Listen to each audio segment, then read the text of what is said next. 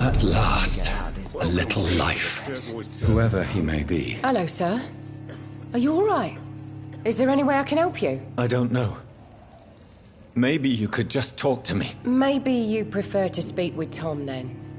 He's more agreeable talking to strangers. What's going on around here? Where is everyone? Too many dead, sir. First the epidemic, and now all these terrible murders. The murders? What can you say about them? Bodies found in the streets every morning. Drained of blood. It's just horrible. Some say the sewer dog is back. The sewer dog? What's that? No one knows. People have always disappeared around these parts. The ancients say it's the sewer dog coming out to feed. But now he's killing in the streets. What have you heard about the epidemic? There's a Spanish flu. Yeah. Killed so many last summer. Thought we'd seen the last of it. Dozens dying every week. Are the authorities doing anything? Nothing. There are so many quarantine zones in London now. It's gotten really hard to travel across town. What is this place? This is Tom's bar. The Turquoise Turtle. I'm the barmaid here, Sabrina, if you want to know. Are you always open this late at night? No, it's only since the epidemic started. Tom thought that people may need a safe place to stay. You don't seem to have much business. Where is everybody? Well, most people are sleeping right now. And those that are awake tend to avoid going out. What with the murders and all. I just want to talk. I didn't mean to scare you. I'm not afraid, sir. It's just I've other customers to take care of. I only see one customer. Oh. Well, yeah, of course. I mean, I best check on them. I'll leave then. Thank you. Hello, sir. I don't know. Maybe you prefer to speak with Tom. I'll leave then. Good evening, sir. I wondered if I could ask for your help. Wow, you look like you need a drink. Yes. I apologize for my outfit. It's been a long night. Been there, seen that. Don't worry, things can only get worse. What's going on around here? It's like everybody is hiding. You must be new here. Have you not heard about the murders? Everybody fears the return of the sewer dog.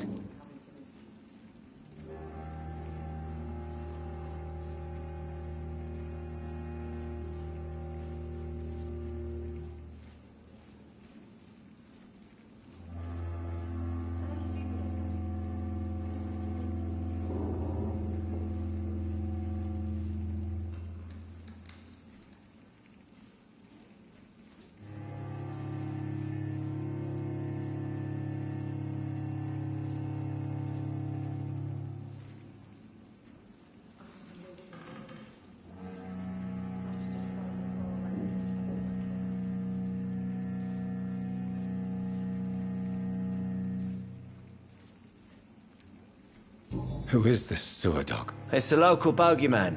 Convenient answer for every crime that happened for decades. You murdered someone, blame the sewer dog, eh? You make it sound like it's a fairy tale. People will always believe in monsters. It's easier than accepting their own darkness. We can all be monsters. Has anybody entered the bar recently? Can't say. Sorry. I spent the night making love to that gorgeous bottle, see? This is important, sir. Are you sure no one has come in here in the last few hours? I don't know and I don't care. This is a free country. People still have the right to come and go, don't they? I'll leave you to your bottle then. My God, sir, you look like Jonah's whale just spat you out of hell. Can I get you a drink? No, thank you. I'm not thirsty. Well, grab a chair and get some rest. This is going to be another long night. Where am I? Where is this place? You're at my bar, sir, the Turquoise Turtle. The last ray of light in this dangerous part of town. Aren't you scared? Scared of what? All the bad shit happens out on the foggy streets. And I never go outside. So you're open all night? Yep. Figured people might need a place to rest in these dark times. Why is it going to be a long night? You must be new around here. Don't you know about the murders? Tell me more about these murders. Every morning for the last few weeks, bodies have been found. And those poor sods didn't die of flu. Do the police have any leads on a suspect? Even before the outbreak, coppers never came round here. We're on our own. People die in these parts all the time, and no one cares. I'm looking for someone who might have passed through here recently. Wondered if you might help. It's been quiet tonight. The only other person I've seen went straight up to his room. Thought it was kind of rude, actually. You mean he's still here? Well, yeah. He paid for the entire week. Who is this man? What does he look like? Well, like a gentleman, I guess. Well-dressed, quite polite. A professor or something fancy like that. Always writing, reading notes. How long has he been here? He rented the room a few days ago and didn't say when he'd leave. I need to meet this man.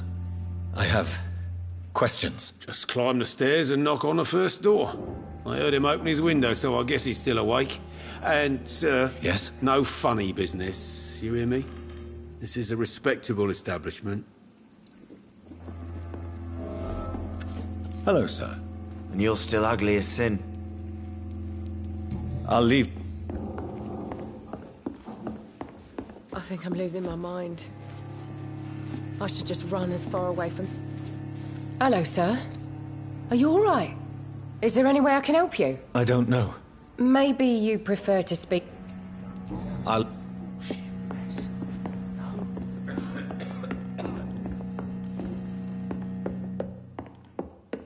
Poor Jack. This is no place for you. Prewen has several patrols roaming the area. They do not pursue me. But they're looking for vampires, and they're most efficient. They'll not relent until the killer has been identified. I have a common objective, but I require... I think someone is eavesdropping. Are you certain? You might as well come in, whoever you are. Slowly, vampire. Who are you? I mean you no harm, saith the vampire. Present yourself. I need a word. With anyone.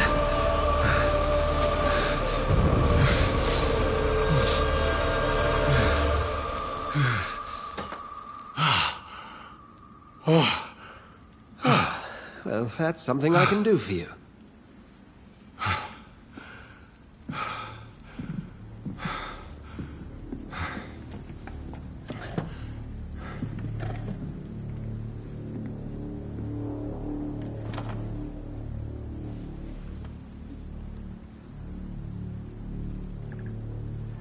And who might you be?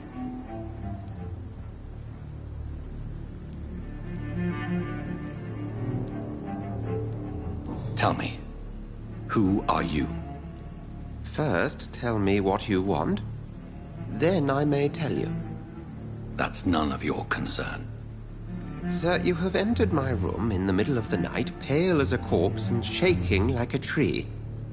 So please, indulge me. Someone is molesting people. In fact, killing them. Biting them. The calling card of a vampire. Like you.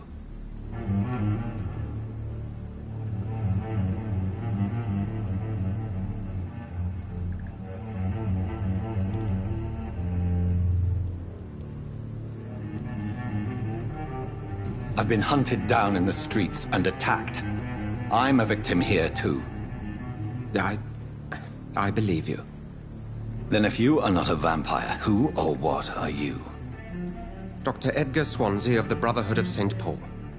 I'm performing an independent investigation here in an attempt to understand precisely what is going on.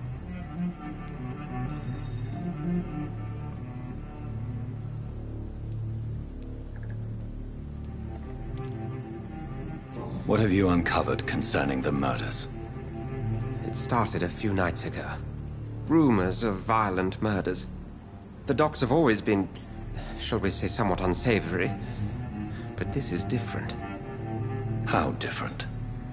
A vampire is at work here. Famished. Reckless.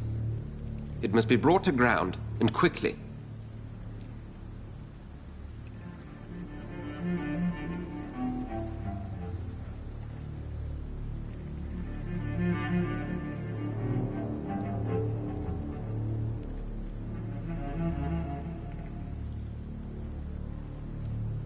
I heard another voice, that of a woman. Who were you talking to? Ridiculous. I've no idea what you're talking about. Something tells me not to trust you. Then the feeling is mutual.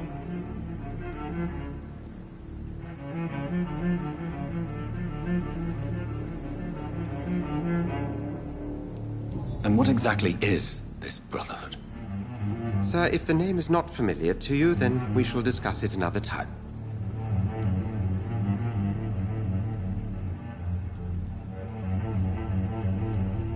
Then help me find the culprit. I may, if you'll first tell me why you opened this door. I followed a trail. The scent of blood from a recent victim. It led me here. You thought I was your aggressor. That explains a great deal. We are both chasing the same shadow.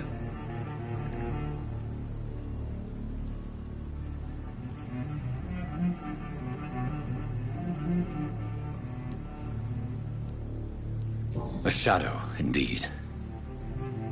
Yet I heard his voice in my head. There was a moment I believed I was mad. You should let me handle this affair. You've no idea what you're up against. No. I will find the monster. He is mine. How will you do any better than I? But then let me ask you this. What are your intentions if you find the killer?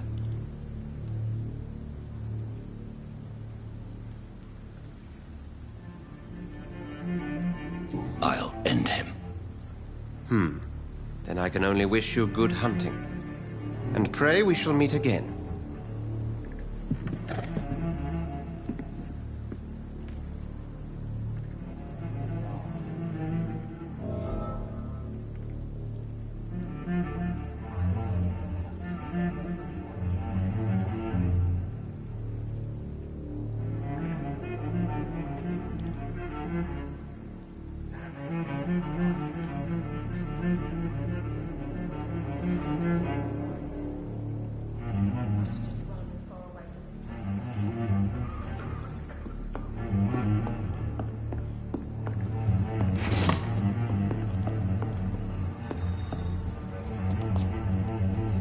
Something can be done to get out of this bullshit mess. No? I cannot enter. Stupid or something. I've never even been to India. If Swansea is not my attacker, it means somebody else came here tonight. Someone must know something. Evening, sir. Can I help you? I have a few questions for you. Well, if you must. I spoke to Dr. Swansea. He's not the man I'm looking for. Now, I want the truth. The truth? What do you mean? I suspect that someone else was here tonight, and I don't think Tom wants to tell me about it. I'm just the barmaid here, okay? If Tom says you're the only visitor we had, then you're the only visitor we had. I can feel your fear, madam. Please, tell me what's going on. It's Will. William Bishop. He came in here earlier tonight and he... Well, I thought he was going to clock someone.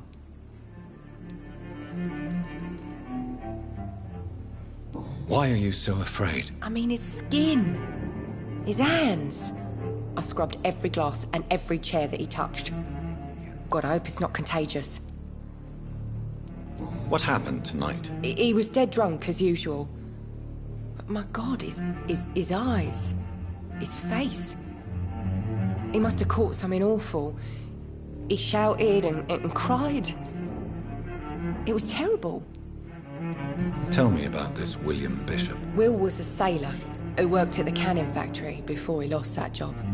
A nice bloke, really. He's never been violent. Until tonight. Why keep it a secret? Why not tell me about it? Tom's nothing if not loyal. After Will lost his job, he offered him one ear. They used to be good mates. But recently, well, Will started to get very aggressive. I see. Thank you for your candor. I'll be sure to talk to Tom.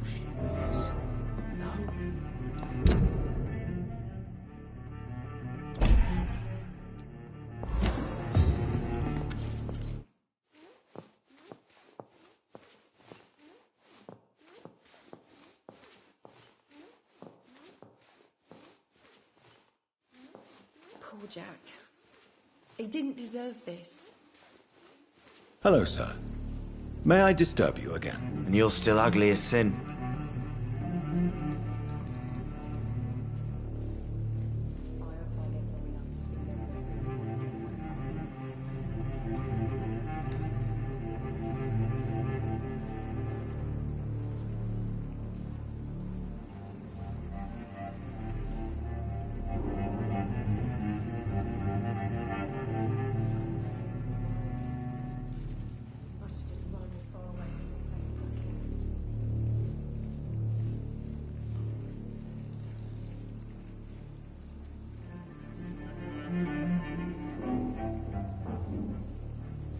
I'll leave you to your bottle, then. Welcome back. Did you find what you were after? I can't say I have. Are you sure no one else came into your bar before I arrived? Hey, I told you, you were the only other stranger I've had. Tom, talk to me about the visit from your old friend, William. Yes, Will came by tonight, but he's not my friend anymore.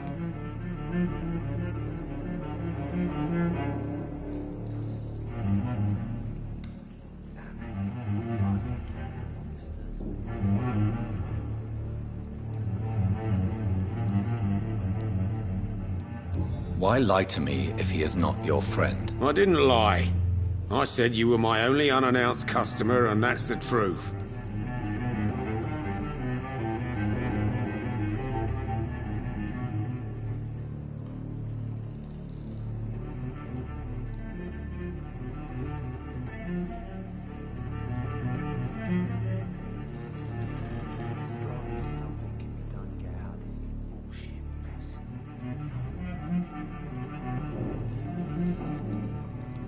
Who is he? William. Just an old sailor who loves his gin too much. He worked for years at the canning factory before it closed. Is he dangerous? Yeah. Like many drunks, he's all bark and no bite. He can barely stand up most of the time.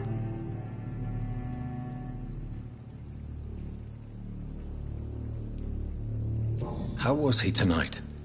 Was he different? Sicker than usual, perhaps.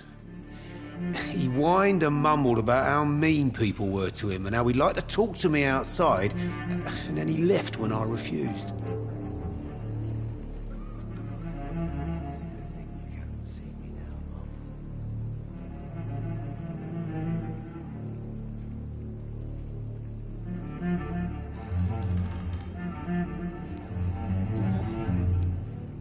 I need to find him.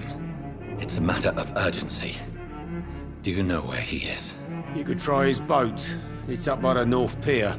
He sleeps there when he's too drunk to get home. Please describe him to me. What'd you expect? He's a tall, sick bastard with a bad rash and torn old clothes. William used to be strong. Now he's a mess. Thank you, Tom. If you see him, tell him I don't want him back here unless he cleans up his act, okay?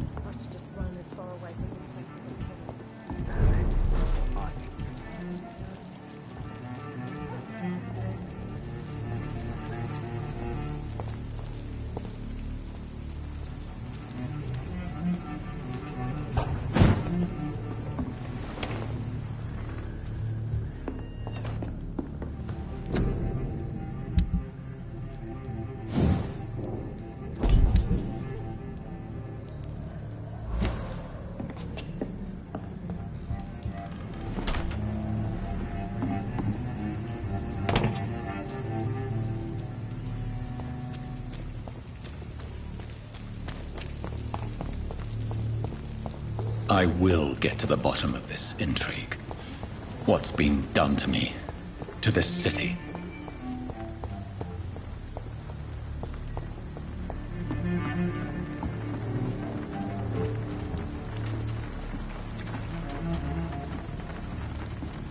The body is still warm. This man has just been drained of blood.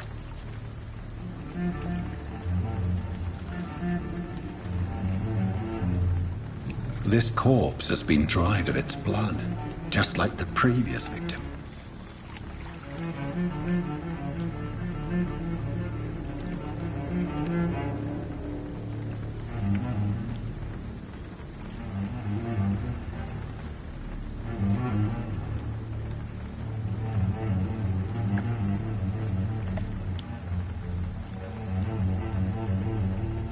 This man was armed.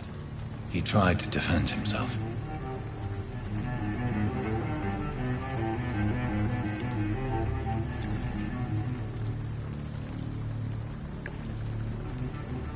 What's this? Some sort of note.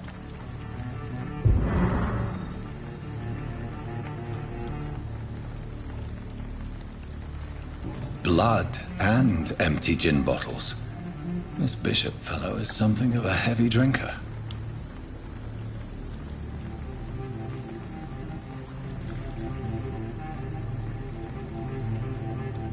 There are blood splats on the other side of the canal. I must reach that barge.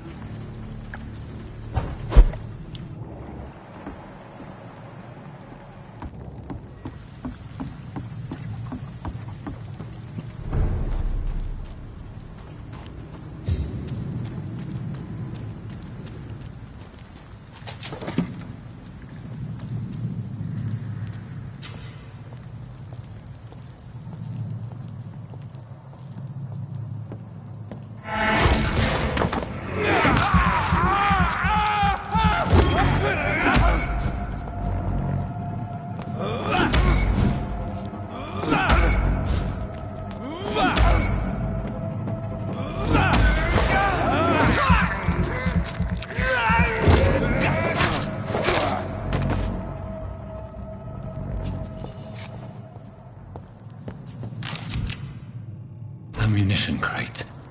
Good. I may need a lot of bullets. I feel like I'm back on the front line again. Let's head back to a warm fire. Shut that.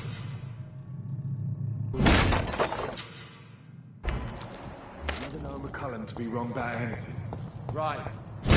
No time I can remember. But I've only been... Get them weapons ready! We got that one!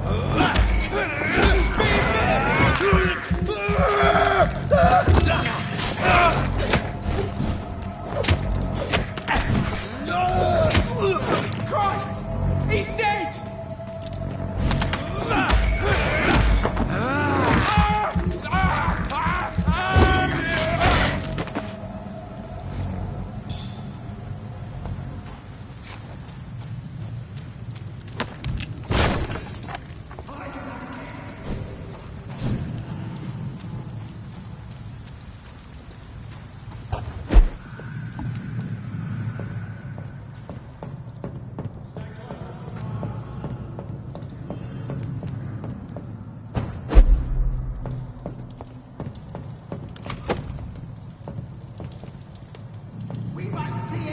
Over there! There's one of them vermin! Burn it!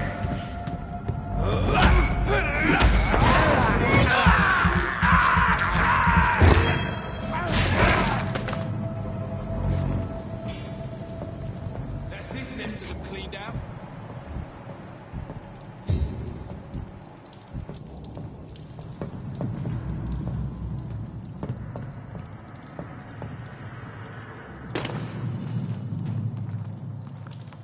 We won't see any of these bastards back here again.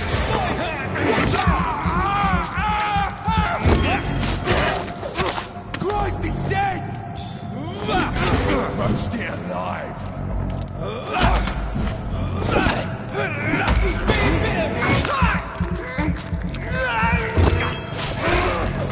Watch it! It's a killer!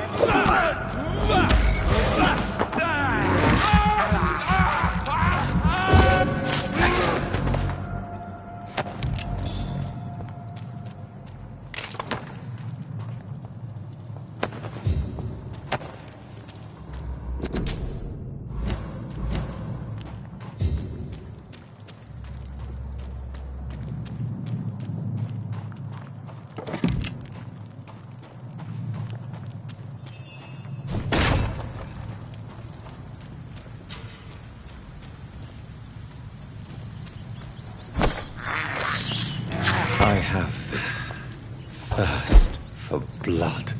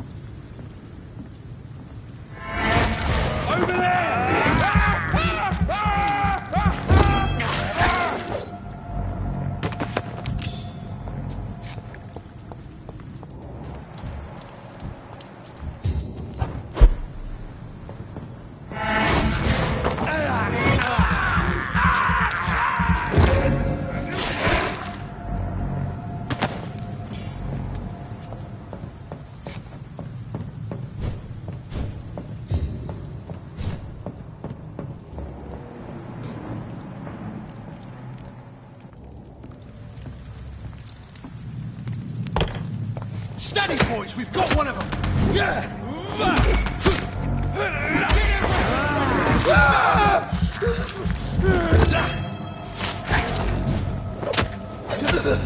Bloody leech!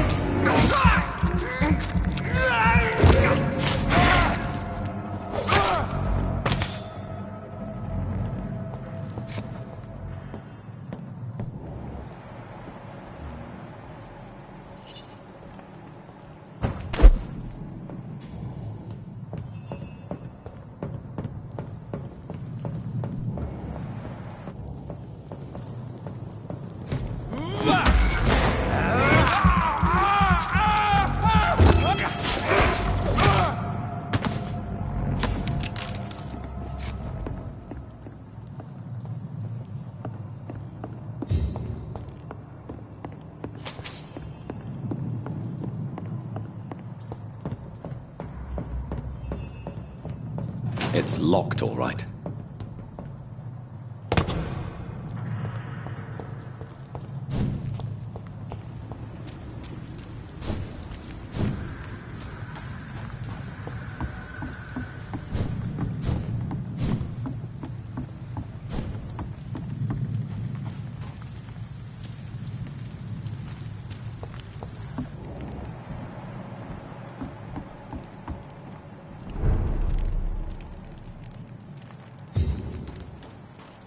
I cannot enter. Fresh blood. The whole building reeks of it. The scent is so strong it makes me dizzy.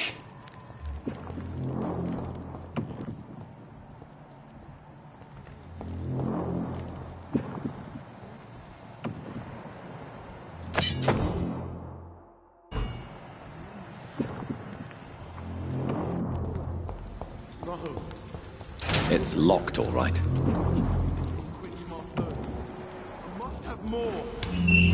This place reeks of bloodshed. I promise, you are my dearest friend. You're my last and dearest friend. William, my arm. This creature feel is it. bedeviled. I must put it down.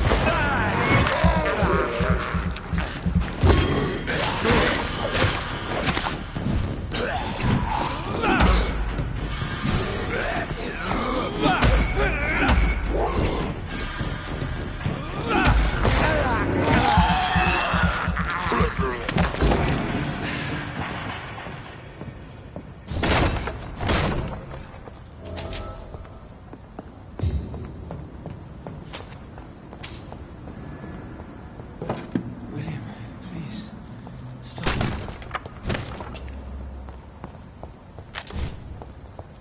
It's locked.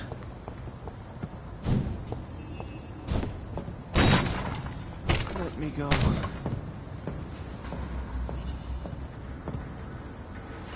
William was an honorable man. I could have saved him. Mr. Hampton, are you in there? I knew him well, another lost soul, a kindred spirit. Sir, listen to the sound of my voice. I'm a doctor. You're suffering from shock. I must return to my flock. They'll stray without me.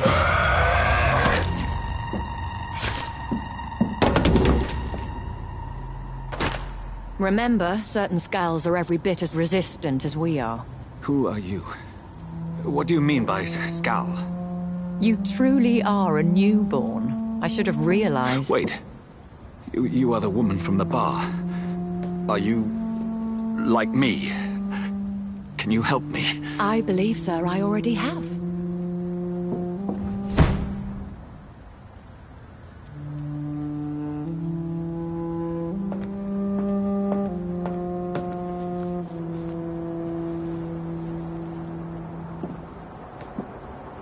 By George and the Saints, you've solved the mystery of these terrible murders. Patience, good fellows, I've come to offer help. Just give me a moment to secure my boat. We can leave this awful place. William was not the evil man they claimed. He was just taken by the thirst. He needed his drink. This man requires medical attention. We'll see he gets to the nearest hospital. No, please, I must tend to my fold. My flock needs me. There, sir. Go with the good Dr. Swansea. He's resourceful, and I'm sure he'll take good care of you. You'd best come as well. The sun is soon to rise, and you'll need a place to rest. I just need a moment. If I can learn something about what has happened to William, I'll be a step closer to understanding what happened to me.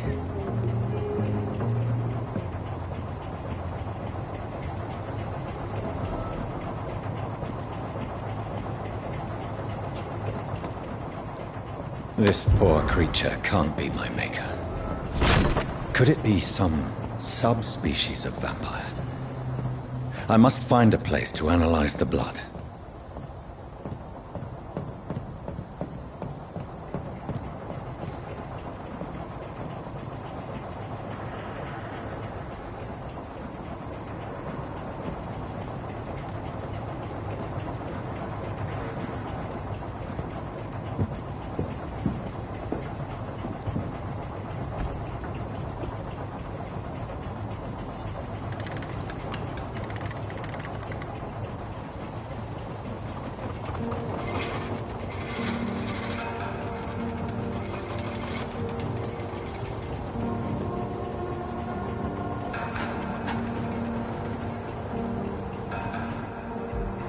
Where are we headed? We're on our way to the Pembroke Hospital. It's just across the canal. They'll have a bed for poor Mr. Hampton. William was... What manner of creature was he? Predator, prey, villain, and victim. Who can say? The important thing is that he's been stopped. Duly noted. And the woman? What... Who is she? What woman? Oh, don't play me for a fool. You used me to locate that skull. You must know who she is. And I thought you a gentleman. You shouldn't talk about a lady behind her back, but I will tell you she values her privacy. Were London as peaceful as she appears from the middle of the canal? If only that were the reality of the situation. To be honest, I've always tried to avoid this part of town. Pembroke Hospital is the last bastion between the rest of London and the epidemic. The flu has decimated the East End and the war still rages. Welcome to the front lines of a plague. This is where you work, Dr. Swansea? I am the administrator of Pembroke Hospital. I thought you were here in service of your mysterious order, the Brotherhood of... Of St. Paul's Stole, yes. But first and foremost, I'm a man of science. A physician, like yourself, Dr. Reed. How do you know who I am? No need for modesty. You are Dr. Jonathan Reed. A surgeon of some caliber and renown, if I'm not mistaken. You are correct, sir. I knew it! I had my suspicions. But when you took the blood sample from the corpse of poor William, I was certain. Dr. Reed. Marvelous. Have we met? I attended 3 of your seminars before the war. I have the utmost admiration for your research. And what a turn of fate. England's most esteemed blood specialist returns to London a vampire. That word, again. From a so-called man of science. I understand. Traditionally, the role of science is to refute myth, but when myth walks among us, the Brotherhood of St. Paul has dedicated its purpose to their study. There's so much for you to learn. And for that, you are right. Well, then let me be blunt. Join my staff at Pembroke Hospital. As a physician. I suspect you'll not find a better post of employment to contemplate your predicament. This is sudden. I was returning home to see my sickly mother.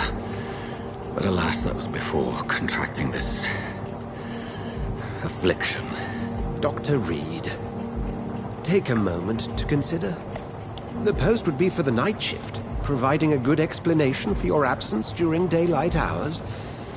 You'll be adequately reimbursed, and have a place to hide. I even had the forethought to bring some clean clothes. So, what do you say? It seems I have little choice, but yours is a generous offer, so I thank you. Brilliant! Oh, Jonathan, this is one for the book, and the beginning of a beautiful friendship.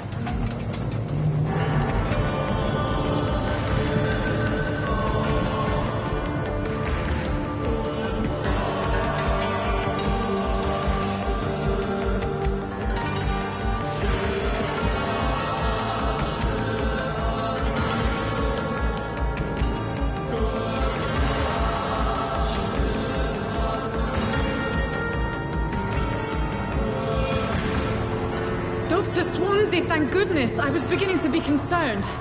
Worry no more, Nurse Crane, for I bring good news. Oh, Doctor, what a night. We lost 2 more patients. Nurse Scow said she couldn't take it anymore and resigned. Yes, well, I'll make a new rota in the morning. In the meantime, find a good bed for Mr. Hampton. Be sure to pay attention to his needs. Of course, Doctor. Oh, and Dorothy? Yes, Doctor? Dr. Reed here has just returned from the front. He served King and Country and will be joining us here at Pembroke. We're very lucky to have gained a surgeon of his talent, and one so experienced in blood transfusions. That is good news indeed, Doctor. Oh, yes.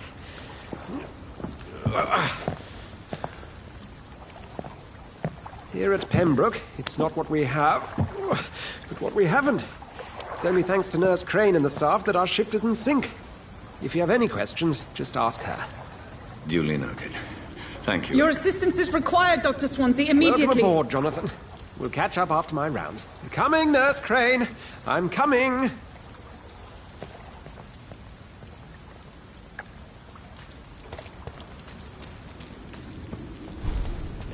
I cannot enter. Come on, you bastard! You can do better than that! Nah! It's my turn!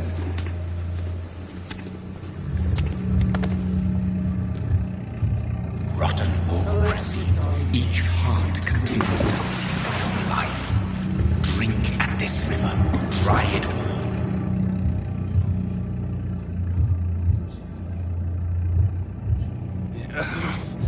Oh, come on, you bastard! I won't bite. Sir, please. You've lost too much blood. Calm yourself. You think I didn't notice? Stop your staring and get me to an hospital, you arse!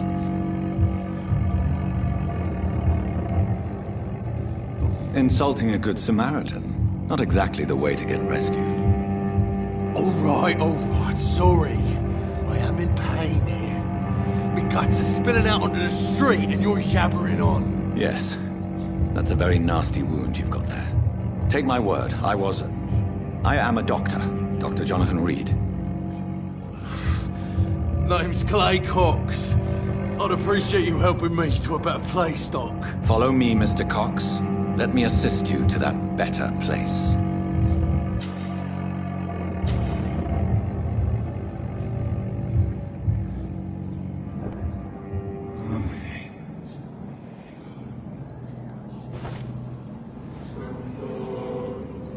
Bring this fading light into the shadows.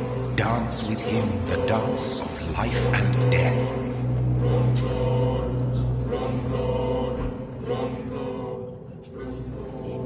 No more. Not tonight. Not like this. I will not take another life.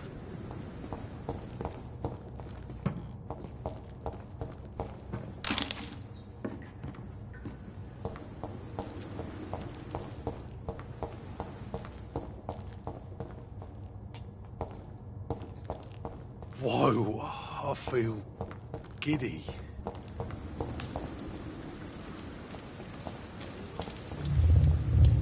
It is wise for the huntsman to sometimes let his prey go, but no famished hunter can run for long.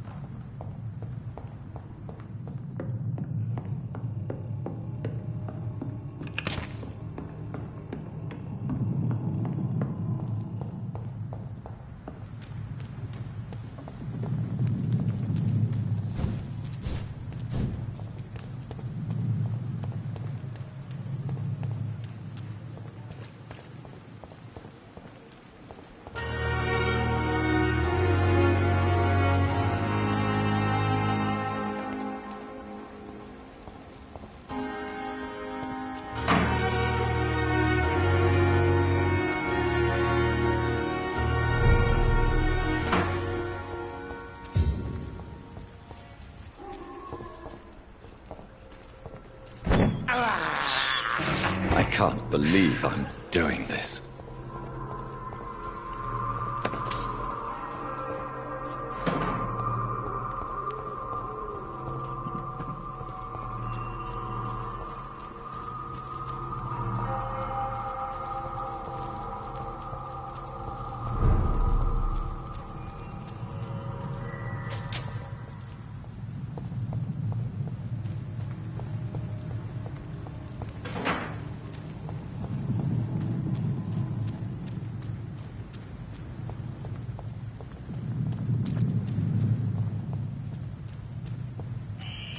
Scowl voices in the garden. I should investigate.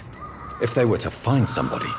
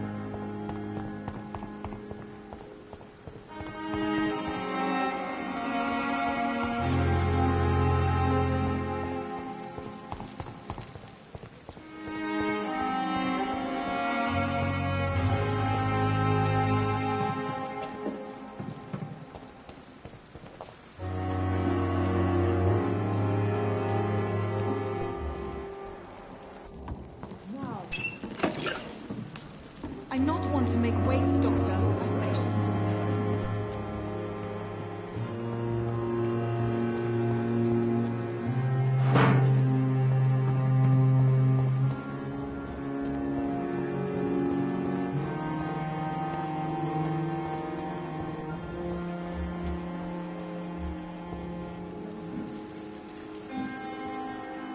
Good evening, nurse. I'm Dr. Jonathan Reed, the new surgeon here at the Pembroke. Dr. Swansea has already told us about you, sir. I'm Nurse Gwyneth Brannigan. Welcome to the Pembroke Hospital. Did he really? It's a good thing I wasn't hoping to keep a low profile. All members of staff have already read about your new blood transfusion technique. Dr. Swansea made sure of that. I see. Well, I'm a little surprised, but I suppose I'll just have to deal with this unexpected notoriety. You must know, blood transfusions are Dr. Swansea's primary subject of research. He is convinced it is the future. How are things here? Not good, to say the least. We're struggling against an invisible enemy, more lethal than any bullet from a gun. It's hard, Doctor. An invisible enemy? Quite a poetic term for a disease, especially from a nurse. Sorry, Doctor. These last few weeks have been exhausting. We could all do with a good night's sleep. Do you think this hospital can survive the epidemic? We are all volunteers here, and we're trying to hold fast, but how do we beat an invisible killer? Some nurses have already resigned.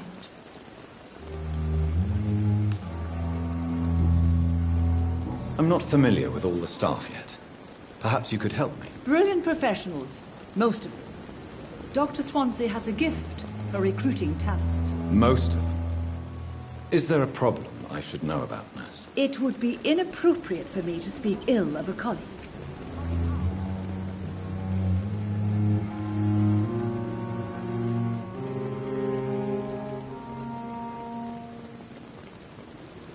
Is there anyone that stands out? Well, I have never met someone as dedicated as Dr. Tippett. He should be a standard for us all here. If only he were younger. Why should his age be a problem? I guess it's fair to say he's always pushing himself to the limits. He just doesn't know when to stop and get some rest. Nurse Brannigan, if you do know something, please tell me. Anything you say will be held in confidence. No. I may disagree with some conduct, but in the end, everybody is doing their best.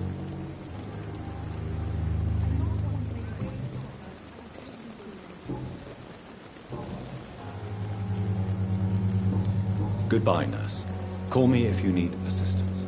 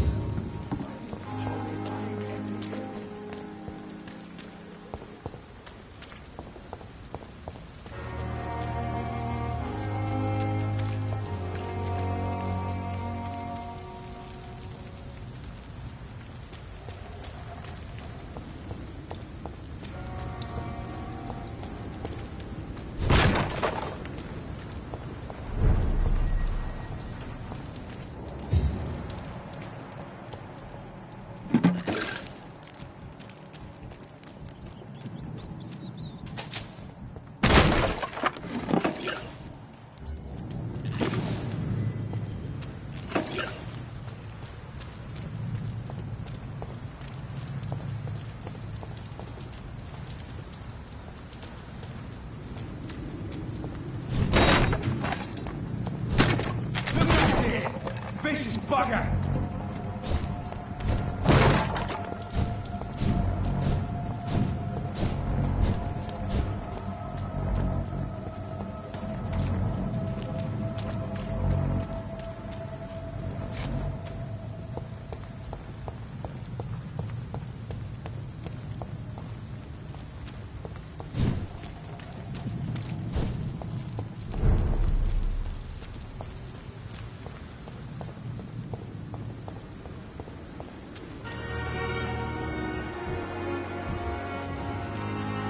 Doctor, where have you been? I've little time to play hide-and-seek with new staff members, no matter how illustrious they may be. I found a wounded man by the docks. He answers to the name of Clay Cox. He requires urgent medical attention. Already making the rounds? That's the Pembroke spirit. I'll ask our porter, Milton, to bring him back immediately. Thank you, nurse. What can I do for you? Dr. Swansea insisted we provide you a quiet office. You'll find it on the second floor with your name on the door. Thank you. Nurse Crane, isn't it? Yes, Dorothy Crane. Welcome to Pembroke Hospital, Dr. Reed. Your office has been prepared. I would like to ask a few questions first.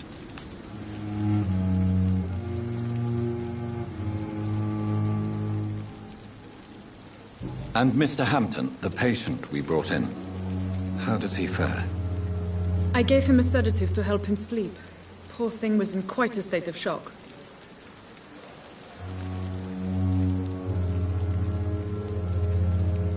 What kind of man is Dr. Swansea? Well, you accepted the job from him. I thought you would have known about your employer. Apologies, I've only just met him the once. This is sudden. I've only just returned to England. Dr. Swansea is a brilliant surgeon and the most compassionate physician. It's right to assume Dr. Swansea knows far more about me than I do about him. You'll get to know him soon enough, and better than me. The administrator has better things to do than mix with us.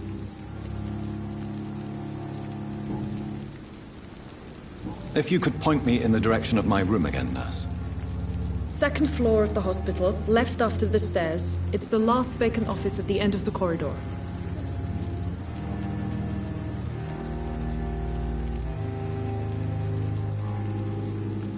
Thank you, Nurse Crane.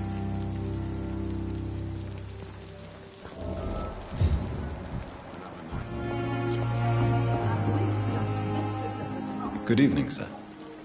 So it is true. The famous Dr. Reed has joined us. I can't think of any better news during these terrible times. Do we know each other? Actually, yes. We met once before, at the Rockefeller University in New York. Dr. Tippett, yes, I remember. I was assisting Professor Carell in his research about coronary bypasses. He had nothing but praise for you. He was also very confident about your future. And look at you now. Eminent surgeon and blood transfusion specialist.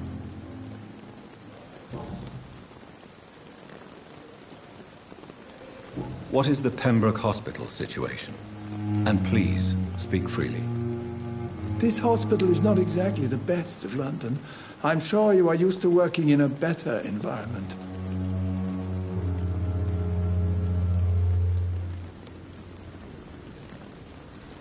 It's more than enough. In any case, the personnel of a hospital are much more important to me than the building. Don't be misled by appearances, Dr. Reed. This hospital does not lack talented people. It just lacks hope. What can you tell me about the staff in the hospital? Some are really good, and others are not so good. But during this troubled period, there is no time for slander. I prefer to focus on the positive character traits. Tell me more about cherished people, then. Nurse Brannigan is a pearl. She is the most helpful and dedicated nurse I've ever worked with. A clever and cheerful woman. You really seem to admire her skills. I'll go even further. If she was a man, she would be a damn fine practitioner. Any opinion about the management? I don't always agree with Dr. Swansea's reserve, but I must admit he does all he can to keep this facility running during this crisis. Ah, yes, the burden of command. I was fed up with this concept while serving as a medical officer. Don't get me wrong.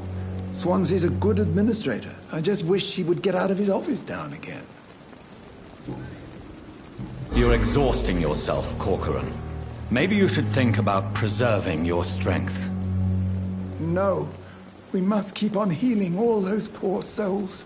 We are the last rampart before chaos. Once more, unto the breach.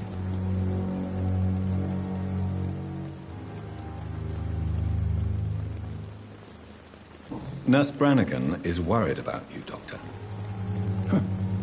She should not have told you that. I will have a word with her. You don't have to blame her for her honesty.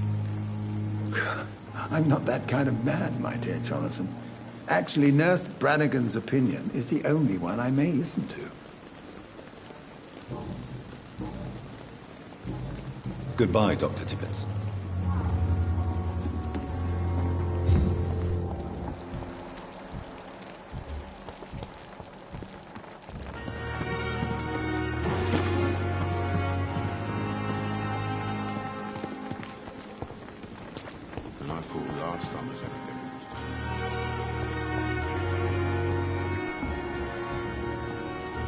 Good evening, sir. I'm Dr. Jonathan Reed. I'm new here. I've already heard about you, Dr. Reed. I'm Milton Hooks, the ambulance driver for this shithole of a hospital. That's quite a blunt introduction, Mr. Hooks. You can call me Milton. I like to speak my mind, Dr. Reed. Perk of the job. Don't judge me, and I won't judge you. I'm not sure I understand what you're talking about. Well, I'm no doctor, but I'm pretty sure a gun can't be used as a surgical instrument. You have a keen eye. I learned to shoot during the war, and have carried one ever since. Old habits die hard. No need to explain, Dr. Reed. And if you ever need a better gun, remember, I may have something for you.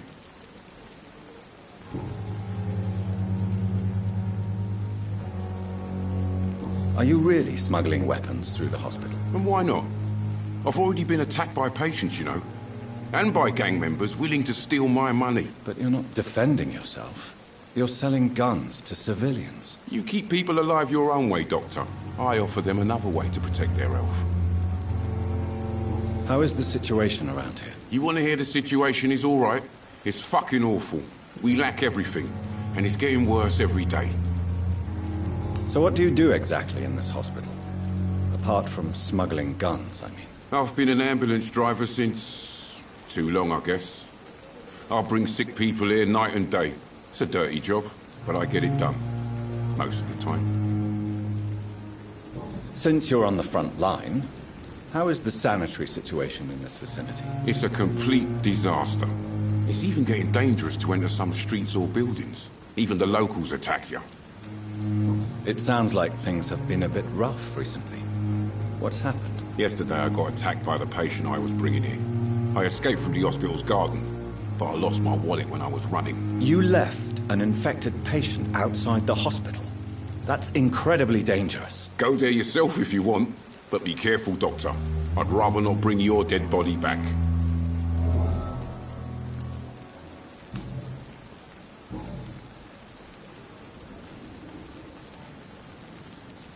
Tell me why you're extorting money from some of the patients here. If a patient wants a bed, he'll have to pay me a little fee. That's all. Where did you get the idea for such an immoral scam? Funny you should ask. The first time it was from a patient who bribed me to get a bed. It's only then I realized I could make a fortune.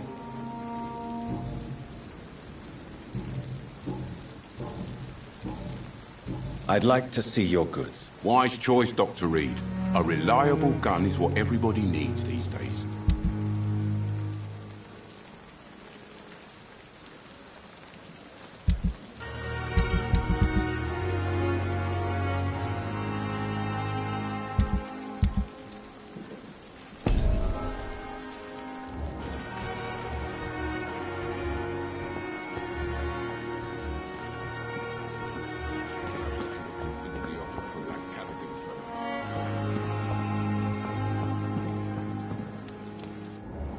Dr. Swansea is right. This place seems perfect to conduct my research. Good evening, nurse. Good evening, Doctor. I don't think we've been introduced yet. My name is Pippa Hawkins. And I'm Dr. Jonathan Reed. Dr. Swansea has recently offered me a position in this hospital. Well, it's a euphemism that your help will be appreciated, Doctor.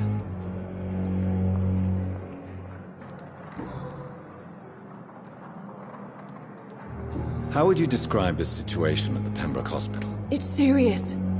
The flu is wreaking havoc amongst the staff and patients. We are running out of everything.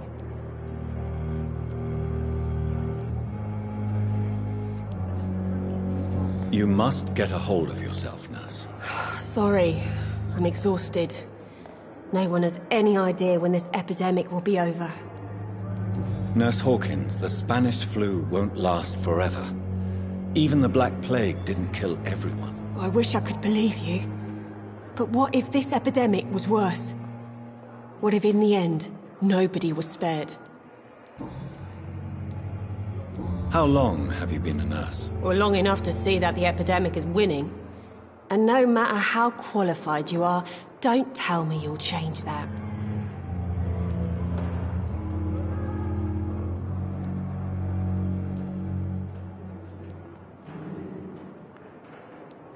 You'd be surprised what dedication can achieve, Nurse Hawkins. In medicine, sometimes we're just a test result away from a miracle. Sorry, Doctor. I don't want to sound bitter, but I'm just too tired to give a pep talk like Nurse Brannigan. How is the Pembroke staff coping with the epidemic? Well, not well. Milton, the ambulance driver, is even more grumpy than usual, especially concerning doctors. Why is Milton grumpy on a daily basis? Is it just an act? Milton's not the kind of man who's bothered about a bad reputation, whether he deserved it or not. Why does Milton dislike doctors? I don't know. Just ask him. But be warned, Milton is not the chatty type.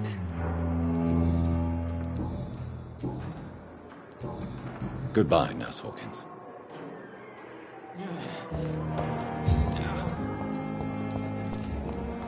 Another night with the glorious battalion of Pembroke.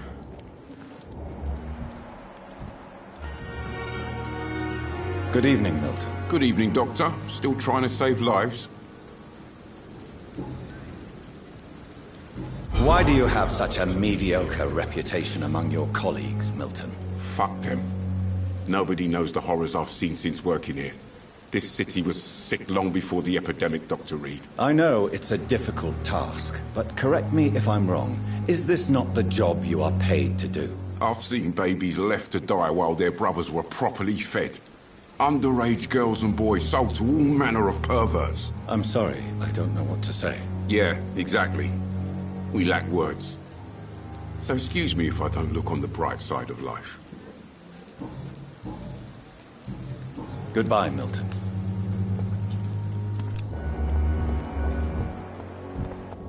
Daily routine.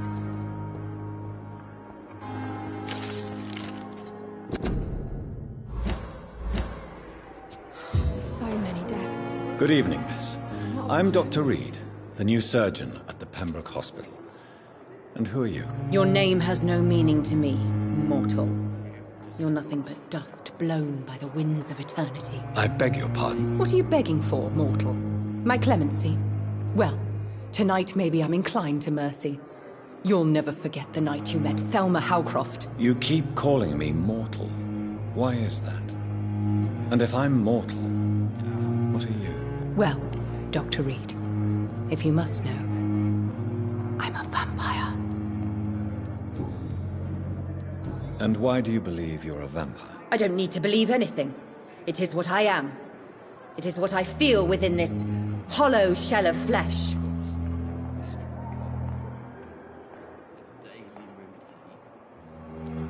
Please, describe to me how you feel. What is it like to be a vampire? I can hear my body crumble from the inside as my flesh cracks and fades. I sense the last pulse of postulant blood within my drying veins. I need new blood. I see. Have you ever heard of Cotard syndrome, Miss Howcroft? Never. It's a mental illness discovered by a French neurologist named Jules Cotard. The affected patients are delusional. They believe that they are putrefying, that they are dead, a ghost or a ghoul, or in your case, a vampire. Delusional, you say? Oh, sad and petty mortal. You can't even begin to understand the concept of immortality. And you think it is I who am delusional. I'm assuming you must be a patient here. Am I right, Miss Howcroft? It's only a cover. To hide from my enemies. I can leave whenever I want. As a woman, a spirit, fog, or bat. Who are these enemies you mentioned? Can you describe them? I cannot say for sure. But I sense their eyes on me from nearby. I feel them watching me every time I visit the garden near the morgue. The staff here are not your enemy. They're here to help you, to care for you. I'm not speaking of the doctors in white. I'm speaking of the men and women who hunt me. For I am a vampire! I see. Don't worry. These people will not find you here. I'll personally make sure they leave you alone. Thank you, mortal. But do not interfere with them, for you are no match for those that hunt me.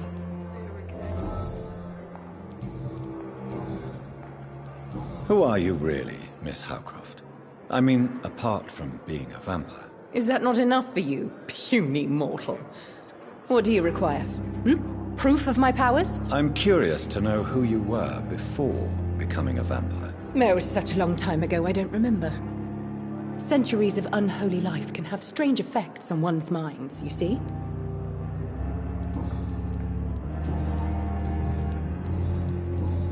I'll leave you, Mistress of the Dark, to your nocturnal activities.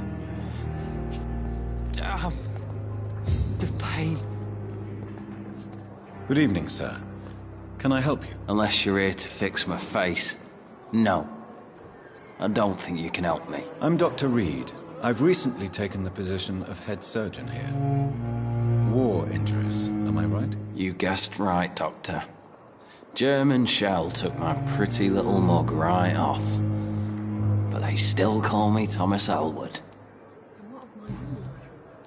How is your stay with us, Mr. Elwood? Oh, it's bliss. I just escaped death in the trenches to be surrounded again by the moans of the dying. Can I ask you precisely why you're a patient here? It's the pain, sir. The drugs don't work. It just hurts under the scars. if you get my drift. Can I do anything for your pain? Nurses gave me a bunch of pills. No effect. Told you. It's like the flames are under my skin, burning away. Who is treating you? Is someone in particular looking after your case? Nobody since the old and tired doctor spoke to me. Started to think I was forgotten about. Won't blame you. You don't seem worried by that. My face hurts so much more when I smile or cry. I've learned it's easier not to speak. But be assured I'm smiling inside.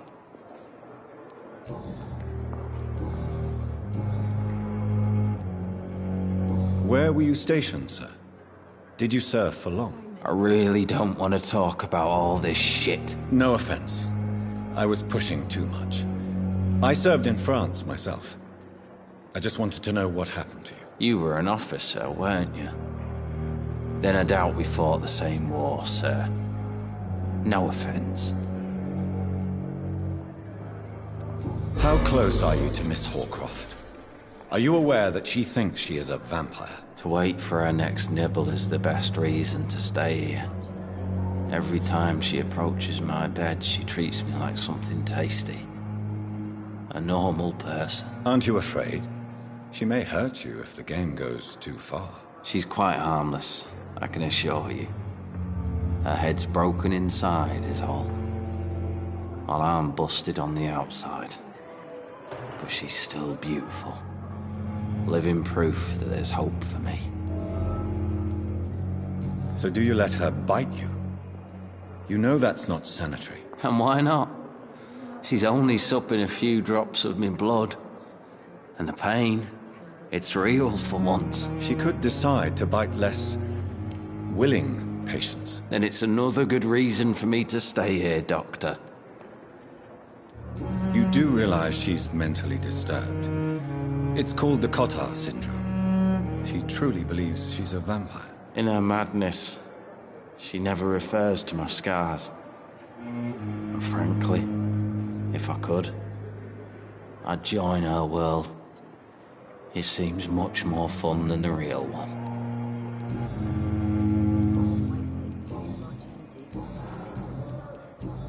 Goodbye for now, Mr. Elwood. You disgust on every street corner. The daily... Good evening, Mr. Hampton. How do you feel? Dr. Reed, is it? Oh, sir, I must apologize for my behavior. What do you mean? I was not myself in the factory. Fear and exhaustion made me say awful things to you, I'm afraid. You remained perfectly nice and polite. A little delirious, perhaps. But who wouldn't be after enduring an abduction? Thank you, Doctor. That's a relief. Now all I need to do is rest and return to my flock. How did you end up in William Bishop's den? I had received alarming news about his recent behavior. I went to his place and he refused to let me go. Why did he abduct you? William was an alcoholic. His addiction suddenly changed to blood. I don't know why. Just like a patient I met here. This Miss Horcroft. You dared to enter this awful place alone. You're a hero, Mr. Hampton. Or a fool. I'm just a man trying to help his friends, Dr. Reed. William Bishop was a conflicted soul, searching for light. Do you know Tom Watts? The bartender from the Turtle. I met him before I found you in the canning factory. Tom? Yes, of course. Always the helping hand, good old Tom. Without men like him, corruption and despair would have wiped out the East End long ago. People are still in despair. How could it be otherwise? The authorities have left us all to rot in this contagious nightmare. No drugs, no advice, nothing. It's a damn shame. Who should I avoid in this part of town, then? Any particularly evil figures? Not really. Most men and women are just doing their best. And it's not my habit to speak ill of people I know, Doctor. What is the general situation in the East End docks? The situation has always been tough, with a lot of tensions between the gangs and the Dockers' trade union. The Wet Boot Boys are very nervous since they lost their leader. Who leads the gang now? Since Clay Cox went missing, it's his wife Edwina who runs the show. with the assistance of her minion, Booth Digby. Has the gang been threatening you? Ah, no. I've had this nickname for so long, you know, the sad saint of the East End. No one dares to bug a saint, not even criminals. What do you do for a living, Mr. Hampton? I can't help but notice the cross around your neck. I manage a night asylum for the poor and homeless of the docks, and I try to guide the lost and hesitant on the right path to our Lord. Are you a priest, Mr. Hampton? A deacon, maybe? Not at all, Doctor. I'm just a man of faith willing to preach the good word. Why didn't you use your cross against William Bishop? To repel him somehow? That's a very strange question, Doctor. A cross is no magical token, if that's what you were trying to say. Not mine, anyway.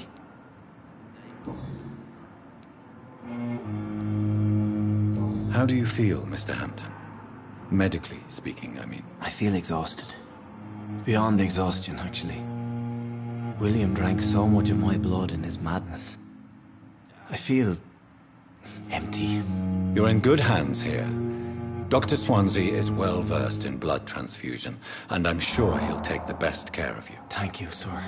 I believe all I need is rest, and then I can go back to the people who need me.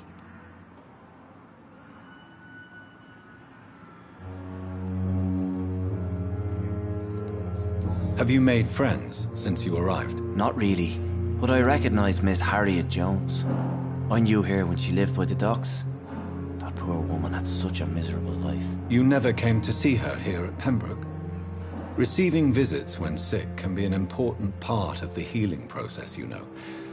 We're not just bodies. You're preaching to the converted now, Doctor. To be truly honest, I thought she was dead. She left the docks many months ago.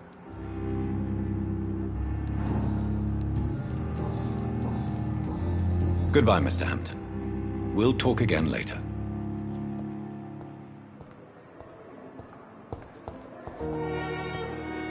Fear and disgust on every street corner.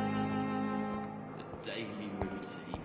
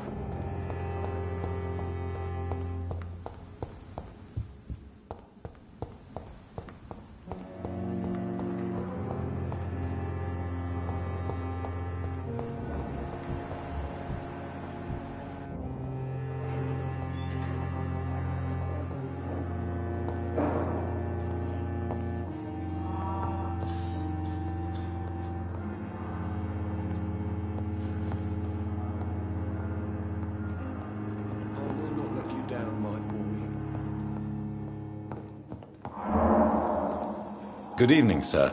I'm Dr. Reed. I believe we're going to be colleagues. Reed? Yes, I've been informed about your arrival. I'm Waverly Ackroyd. Welcome aboard, I suppose. Does my arrival inconvenience you in some way, Dr. Ackroyd? Let us just say that I don't particularly share Dr. Swansea's enthusiasm for hiring you. What we need here are reliable professionals, not overrated dabblers. If you have a problem with me, Dr. Ackroyd, please feel free to tell me. Dr. Swansea has imposed your presence on this hospital without asking anyone's advice. The benefit of his position. But I don't agree with it. I know we've never met before, but I believe this hospital could use all the help it can get. You will agree with that, I'm sure. Oh, but I have heard about you, Dr. Reed. Of course, you can't say the same about me, since I have not wasted my time courting the press.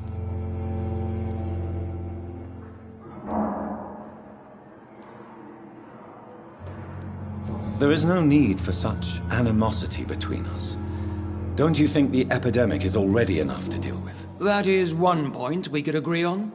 And that is precisely why I want to be sure that you will be of help to this hospital instead of a burden. Since your tenure in this hospital is longer than mine, perhaps you can tell me more about this place. Let's just say I'm tired of the carelessness around me. I have always respected the skills of Dr. Swansea, but over time his enthusiasm has become displaced. Carelessness? Exactly what are you talking about? We're here to save lives. The people who trust us are not volunteering for experimentation. They're here to be healed. I don't intend to run any radical experiments, Doctor. Even if I, as any good practitioner should, express an interest in pushing the boundaries of medical research. Modern medical methods were created through audacity and ego. But there are rules in our line of work, and they're here to protect our patients.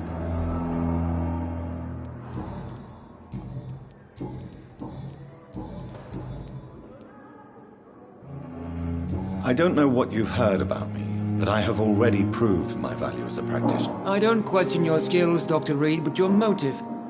Is it money, fame, or are you truly dedicated? And what exactly is that supposed to mean? I served in the war just like you.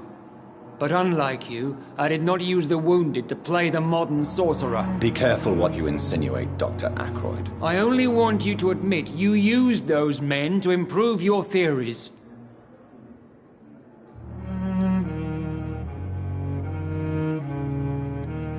This is ridiculous. My blood transfusion technique saved many lives, and you know it. You see? That is exactly what I hate about people like you. You avoid this kind of accusation instead of facing reality. It seems you have bad memories of your military service. I refuse to see this industrial slaughter as scientific progress. War only reveals the worst in men. We can at least agree on something, Dr. Ackroyd.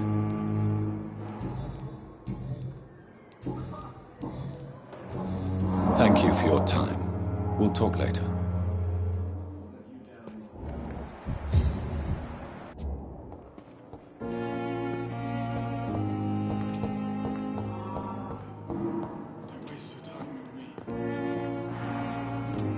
Good evening, Doctor. I believe we're going to be working together. Dr. Reed.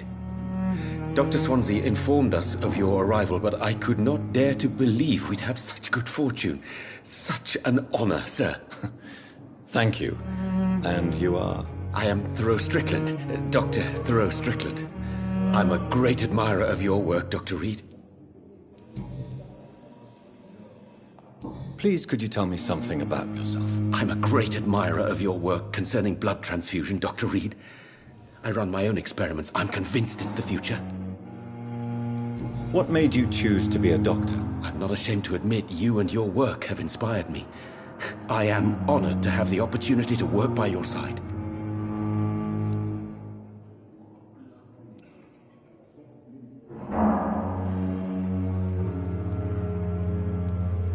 It's always a pleasure to share scientific and medical knowledge with someone eager to learn. I'll be glad to help you if I can. This epidemic may be the century's most terrible disaster, but I'm convinced that we, as doctors, are the only ones able to defeat it. I based my technique on my mentor's research. He helped me perfect my method. What is yours? I'd rather not talk about it. For now, it's just theories and first approach.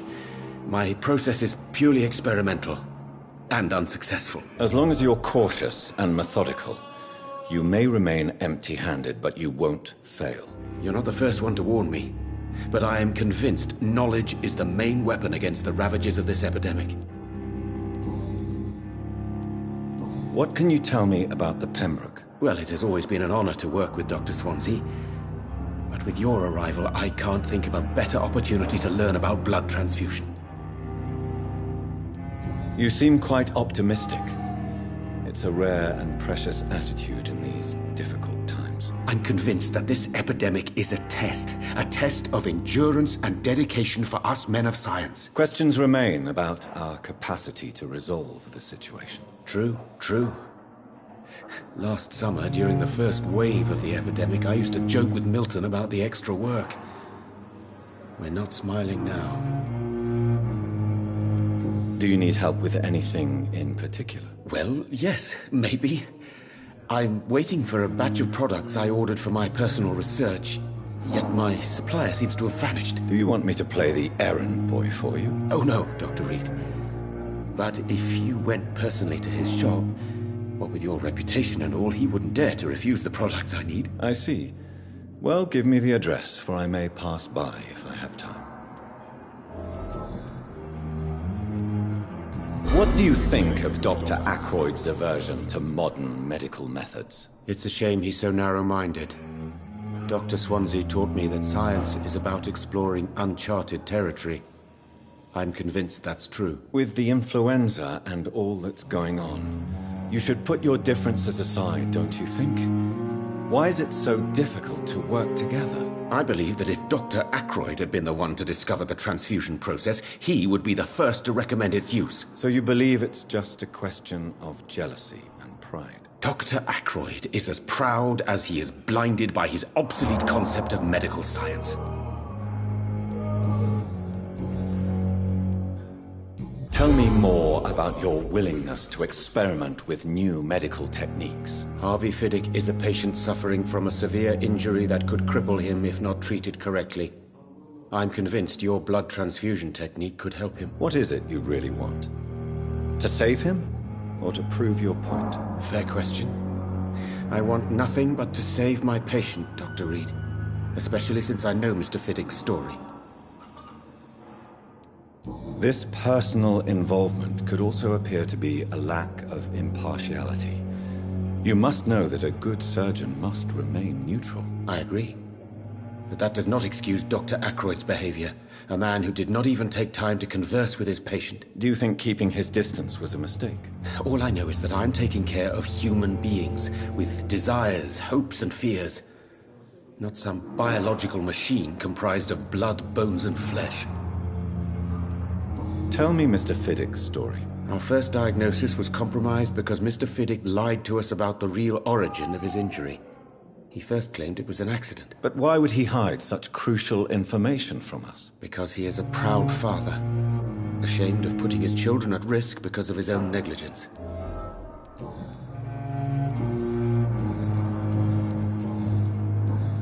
Goodbye, Dr. Strickland.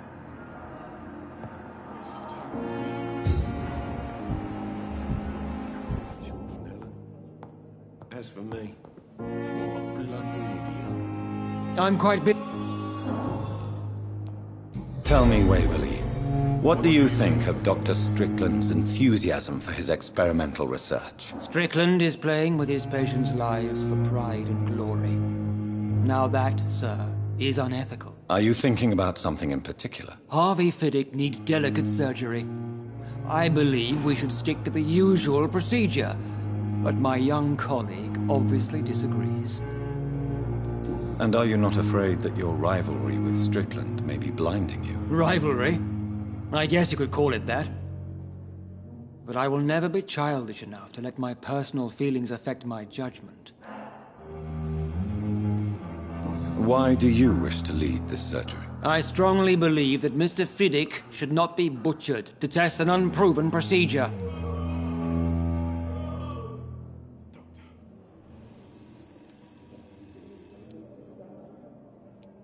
I really hope you're right about this, Dr. Ackroyd. I'm trusting your judgment on this. I'm not the kind of man who runs away from his responsibilities, Dr. Reed. There is no need for you to be looking over my shoulder.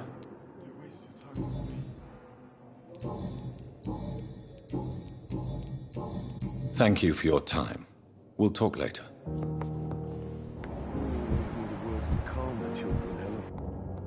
As for me...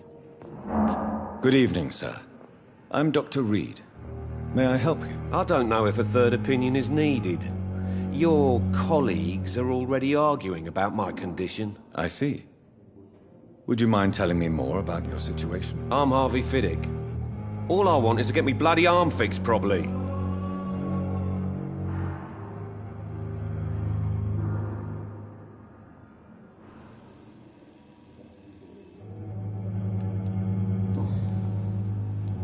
Tell me about yourself, Mr. Fiddick. I'm just a regular guy waiting to get his arm fixed, so I can return to work. and to my family. I was more curious about what you were doing before being hospitalized. I'm a carpenter. And a good one, too. But that means I need both arms to feed my family, Dr. Reed.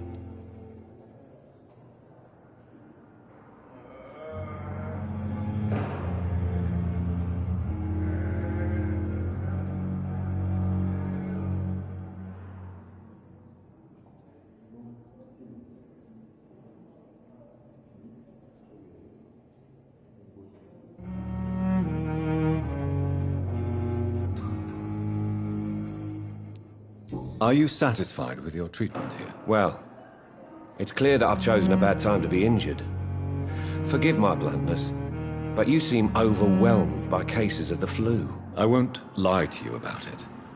I'm afraid we are. Are you sure you don't want to operate yourself, Dr. Reed?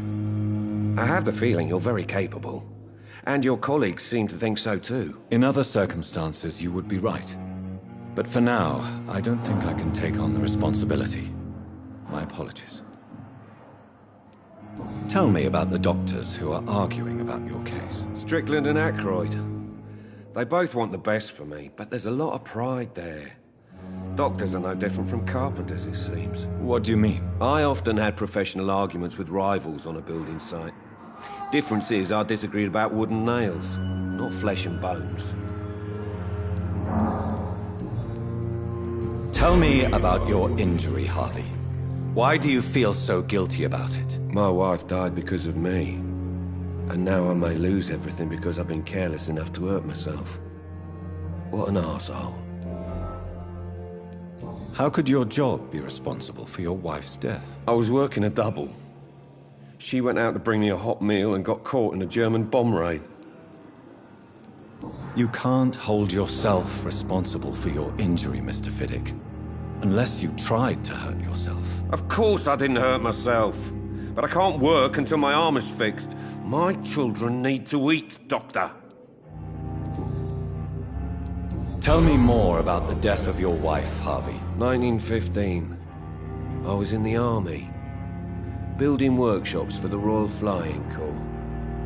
Helen was happy I wasn't sent to the front. What happened? The Germans sent Zeppelins to bomb the construction site, but they missed their target. My wife was bringing my dinner when the bombs fell. I'm sorry for your loss. So many died during the bombings. I served in France and witnessed the carnage there. I would like to say that she didn't suffer. Truth is, I have no idea. I just know that I'm all that me kids have. Poor little bleeders. How are your children after losing their mother? They were smaller then. The only good thing about this is my Helen didn't bring them with her that night.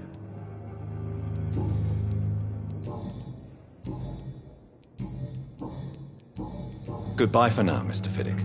I'll see you later. I will not let you down, my boy.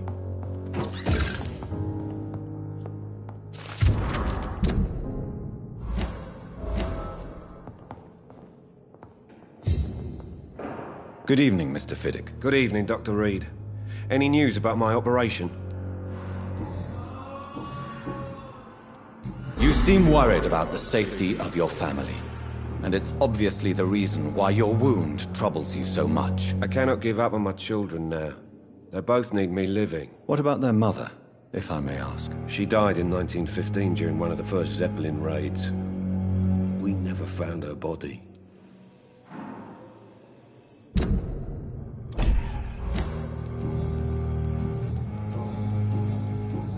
Goodbye for now, Mr. Fiddick. I'll see you later. You always... Good evening. Good evening.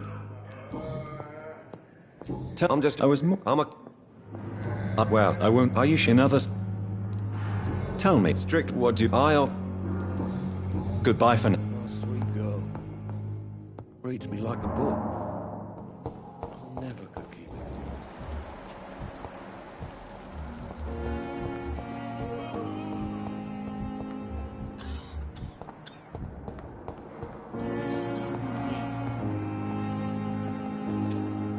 What can I do for you, Doc? Thank you. But in the circumstances, I'm willing to give you the benefit of the doubt. How long must I wait, damn it? Blaming me will not further your agenda, sir. How long's it going to Good evening, sir. Doctor. Good evening, madam. Can I help you? It's my son who needs you, sir. I'm Dr. Jonathan Reed. How can I help your son? I'm Beatrice Goswick, mother of Mortimer Goswick. Could you check on him, please, Dr. Reed? I've heard much of your talents as a physician. What can you tell me about yourself, Mrs. Goswick? Not much to say. Just take care of my Mortimer and I'll cover all the expenses. That's all that matters. May I ask if you have an occupation, Mrs. Goswick? I'm a teacher by profession. I teach young women who are more ambitious about their futures than their families. Are you really that rich? Most of the patients here are of a more humble origin, if I may say so. Yes, thanks to my husband. May he rest in peace. I can cover any needed medical expenses. What do you think of your reception here? Any complaints? I have had the uttermost reservations about this hospital since we arrived. But we had no other choice, considering the state of emergency. Is there something in particular that's bothering you? Some of the staff were not especially welcoming. I suspect they're not accustomed to dealing with patients of such social standing. Tell me more about your arrival at the Pembroke Hospital. What gave you such a bad first impression? The ambulance driver was quite rude, for a start. And that nurse, Miss Hawkins, seems to have quite a dubious attitude. What do you mean? She managed to secure a bed for my son despite the epidemic. It was a relief, but it wasn't cheap. She charged you for a bed? Yes, and I paid without question, considering the urgency of the situation. I share your concern, Mrs. Goswick. Be sure that I'll talk to the people involved. I don't expect compensation, Dr. Reed. But I'm aware such behavior would not be tolerated in other hospitals. Goodbye, Mrs. Goswick. Doctor. Good evening. I'm Dr. Reed. Can I help at all? No. Really? Why are you here, then? I don't want to talk. My throat hurts too much. I suppose that this pain is the reason you're here. Is someone taking care of you? Yes. And no. Could you at least tell me your name, sir? Mortimer. Mortimer Goswick. How painful is your throat, Mr. Goswick? So painful I'd rather not talk at all, Doctor. I'm sure you realize a doctor and his patient have to communicate, sir. Would it help if I gave you some paper and a pen? Not really. I see. Then maybe it's not just your throat that hurts, Mr. Goswick. Perhaps your sore throat is just the consequence of something more hurtful. Yes, maybe. But I don't want to talk or even write about it now. Why did your mother have you hospitalized here? She seems convinced this is a bad hospital. My mother just wants the best for me. She won't rest while I'm here. She'd go all the way to hell and back to help me.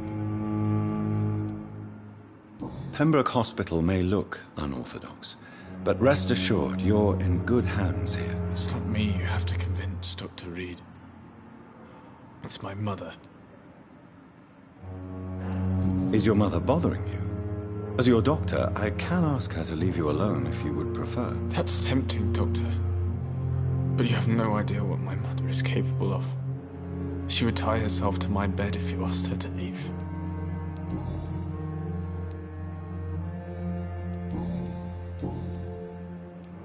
Tell me about yourself, Mr. Goswick. I don't want to talk, Doctor.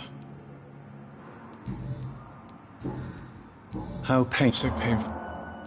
I'll let... Good evening, sir. Doctor. Good evening, Doctor. Goodbye.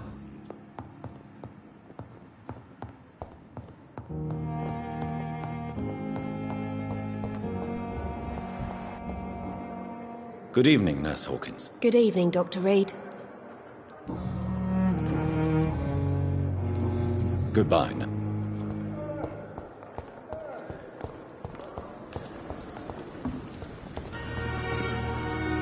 Good evening, Milt. Good evening, Doctor. Still... Goodbye.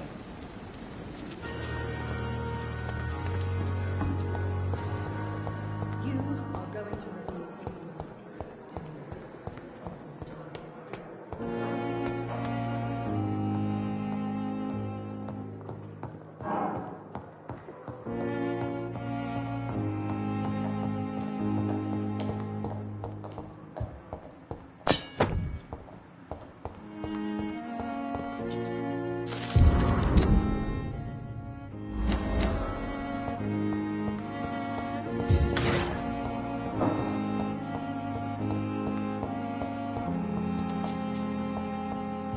It's locked.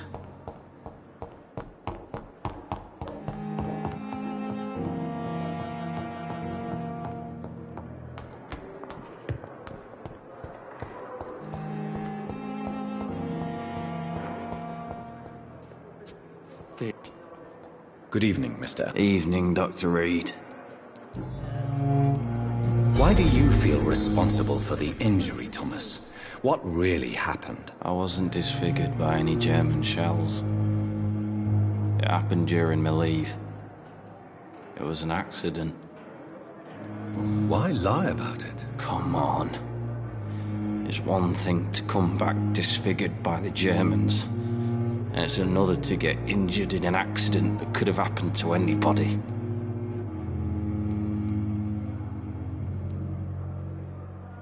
You know you can't hide forever. One day you'll have to face your loved ones. Until that day, you have no chance of real recovery. My friends all died in the trenches. It's shameful enough to be alive with these stupid scars. I don't want my children to see me like this. Tell me what really happened then. I went with a whore in Rouen. Dead drunk I was. The hotel was a shithole. There was a fire that night. Did you start the fire? Were you trying to avoid going back to the front? That's not uncommon, you know. No. It's just that I was asleep when the flames reached the room. The girl was long gone. Bitch never woke me up. Left me to burn.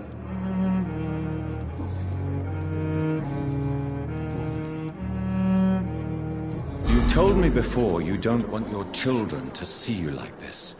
Do you have any other family? My sister Agatha has raised me nippers since their mother died. Don't want them to look at me like this. How could children despise their father injured in the war? What do you think? They saw me once. My poor angels left the room crying. They keep on having nightmares every week, my sister told me. Your sister's not a child. I'm sure she has nothing but respect for a wounded soldier, and you are her brother. You don't know my sister Agatha. She may be young, but she's all discipline and morality. If she ever found out what really happened... She doesn't have to know. She's a sly one, my sister. One day she'll find out the truth and knock 7 bells out of me. Nah. I'm better off here.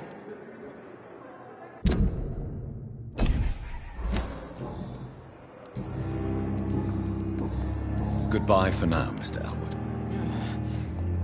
Damn. The pain.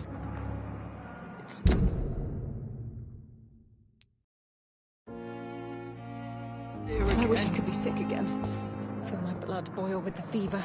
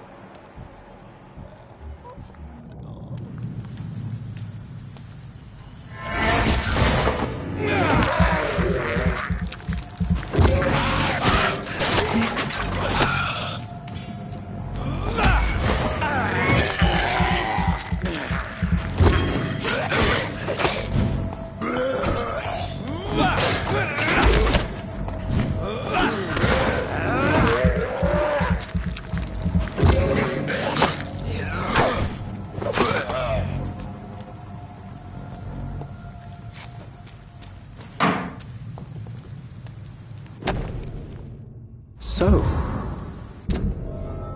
Mr. Hooks and Nurse Hawkins are an item. Those two have hidden their affections well.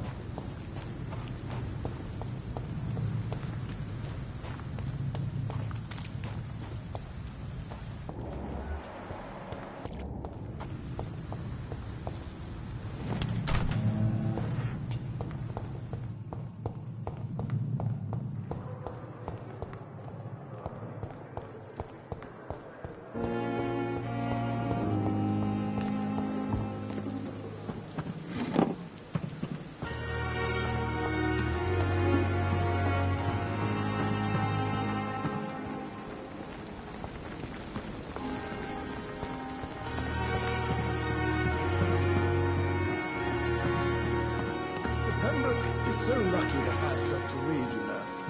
I met him in New York. Good evening, Milton. Good evening, Doc.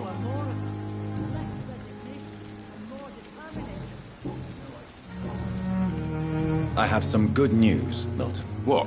The epidemic's over? I retrieved your wallet with all the money and a certain picture. Well, yeah, Pippa Hawkins is my girl. So what? Is it the difference of skin colour that bothers you? Not at all, Milton. Good. Please. Take this money anyway. To remind you to keep your mouth shut. Not everybody is as broad-minded as you, Dr. Reed.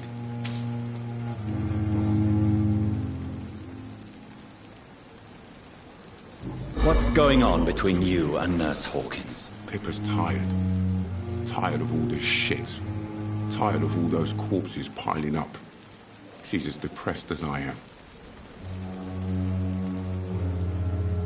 During the war, I witnessed a few couples, just like you, come together in difficult circumstances. It can be very damaging. Maybe you're right. But we support each other. And that's all that matters.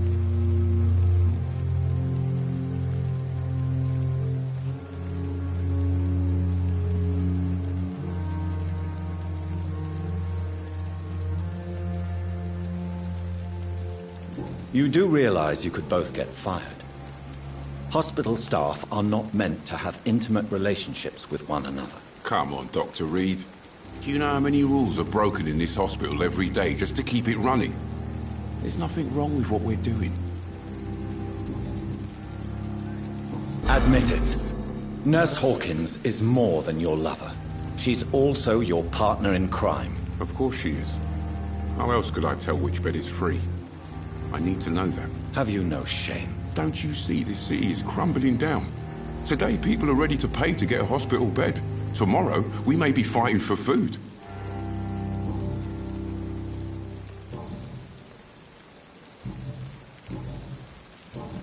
Goodbye, Milton.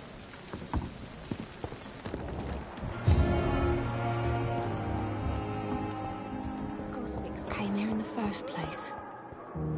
Good evening, Nurse Hawkins. Good evening, Dr. Reed. Pippa, I know you're very close to Milton Hooks. Yes. Milton Hooks is my man. If you want to report me for that, just feel free, Doctor. I have no intention of reporting you, Nurse Hawkins. But are you aware of the risks? The rules say I won't be allowed to work as a nurse anymore. But here at the Pembroke, we break rules all the time. Is he worth the risk? Hey, I'm no perfect woman, and Milton is not the finest bloke. But we do our best to get by. That's all any of us can hope for nowadays. Milton cheats patients out of their money at this hospital, Pippa. Are you his accomplice? Yes, I am. Is this your definition of being useful? By abusing the sick and poor? No. It is my definition of getting out of this useless life once and for all. Why do you do it? Why not? Most of the sick who paid for a bed are already dead, or will be soon. Don't you see the futility of all this?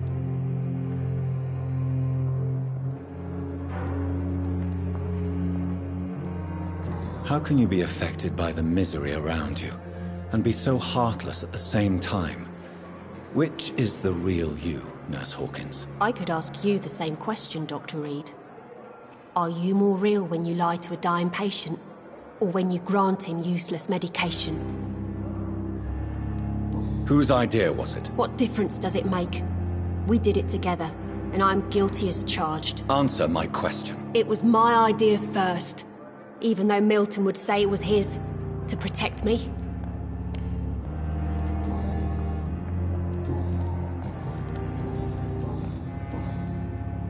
Goodbye, Nurse Hawkins.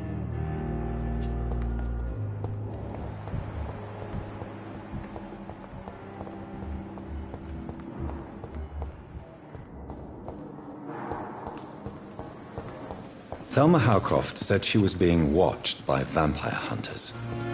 Where are they hiding? I should investigate.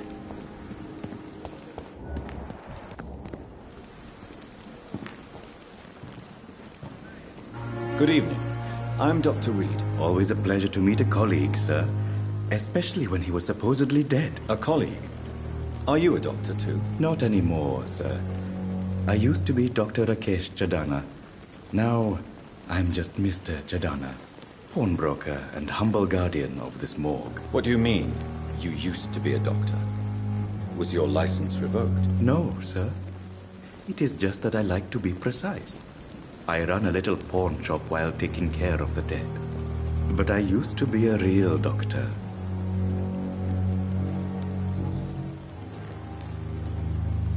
Do you work here alone? Yes, very easy work, sir. All I have to do is watch a few bodies. The situation was very different when the main morgue was still open. Why do you have to watch these bodies? Because these poor fellows have no names. We keep them in case someone comes looking for the missing. Sadly, very rarely happens.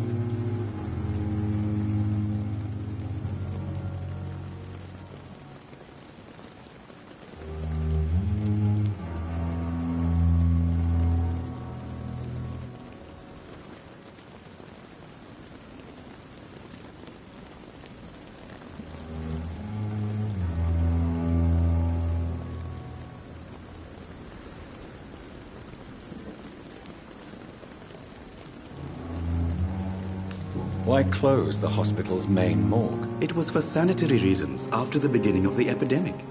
Cadavers had to be moved to the nearest mass grave.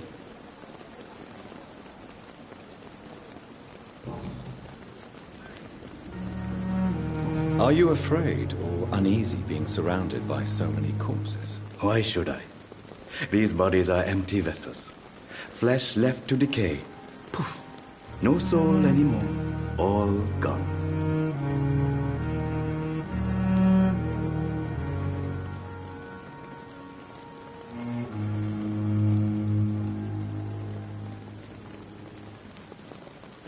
An interesting point of view. And quite an exotic one, too. Most people fear, or at least have a respect, for dead flesh. Sir, as a medic during the war, I learned to face my death and the death of others. It's the pain we have to tame, not death itself.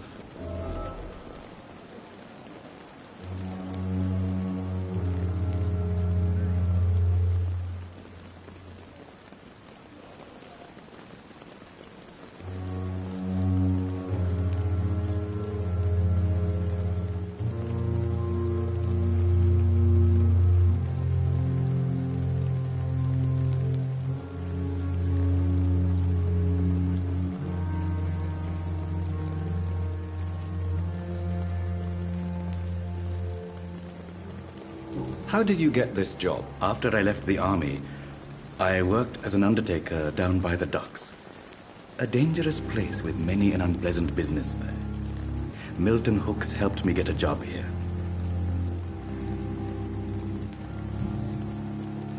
Have we met before? I don't think so, sir. Why? When we first talked, you said you were glad to meet me since I was reported dead. Funny story, sir. Your sister came here a few nights ago. You were missing, and she was looking for your body. She must be very relieved now.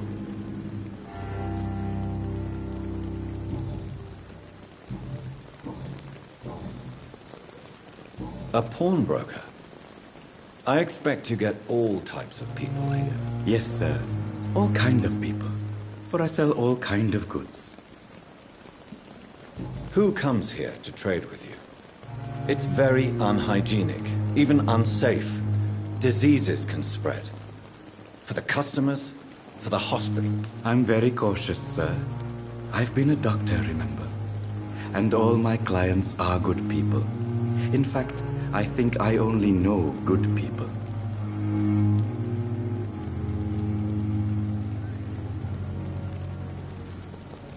What kind of goods? With the quarantine, it's not always easy to buy things. So I trade, I exchange. Some people sell, some others buy. I like to help. Since you're not afraid of dying, do you believe in life after death, Rakesh? No. I believe we must do all the good we can while alive. For our time is short, and the obstacles are endless. Do you think you would enjoy immortality as a concept? I don't think so. Don't mistake me.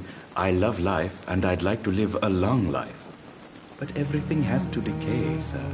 Even goodwill.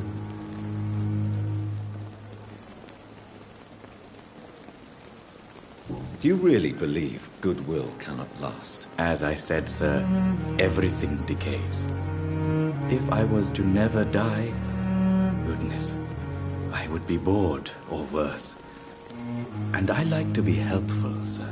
Quite depressing, wouldn't you say? Yes, but the good news is we'll all die before losing our humanity, sir. So you're ready to die? No, I'm not. I don't fear death, for I won't see it. What troubles me is the pain my death will inflict to those I know. You're a wise man, Mr. Chidana. No, Dr. Reed. I am a foolish man. But I like to think otherwise.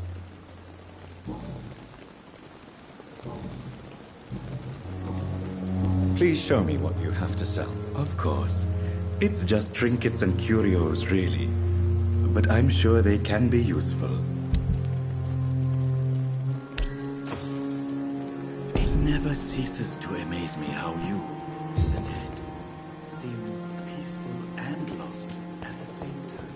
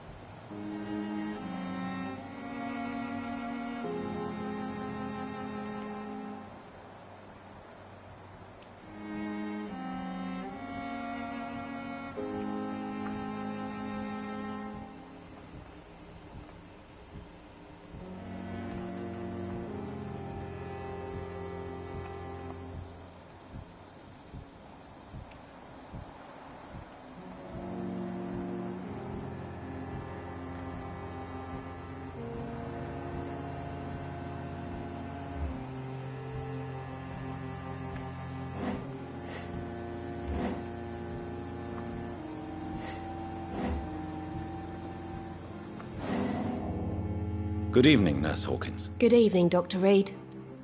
Goodbye, Nurse Hawkins.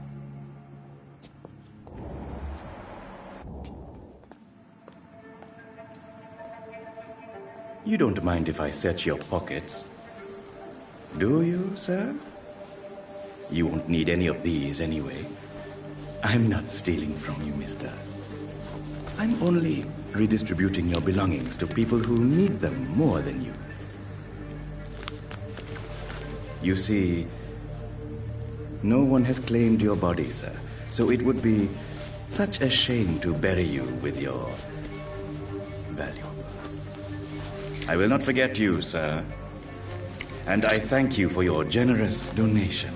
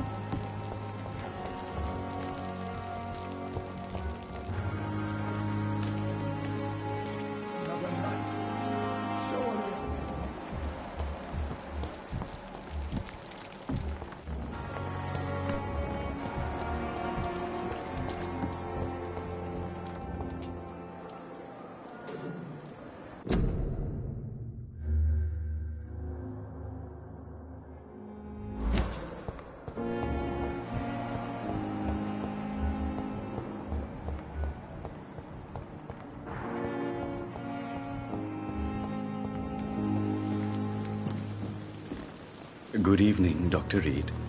Such a pleasure to see you again.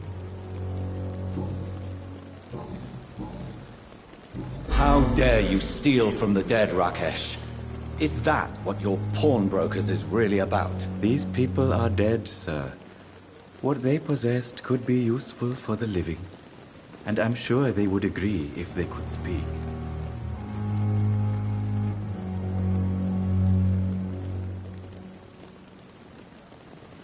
You should show respect for the dead.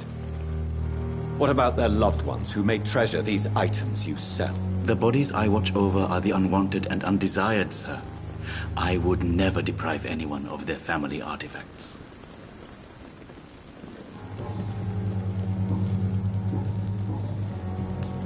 Goodbye, Mr. Chidana.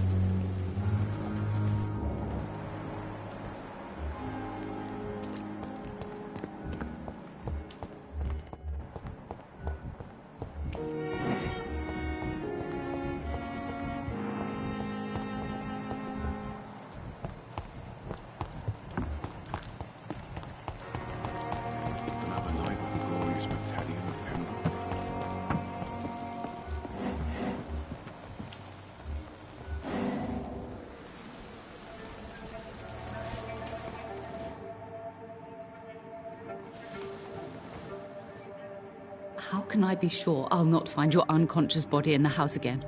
I promise you, you'll not find my unconscious body. For God's sake, how can you say such a thing? How can you refuse to listen? I tried to warn you for so long. No, I won't let my only son die. You promised me you'll stay alive. Your son lied to you, like the whole world lies to us.